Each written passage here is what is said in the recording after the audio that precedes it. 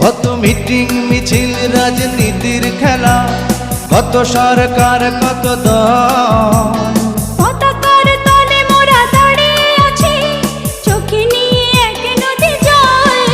কার স্বার্থে হয়েছে মাগো এই অসম পরিবেশ? এই প্রশ্নের সোজা উত্তর তুমি দাও আমার দেশ।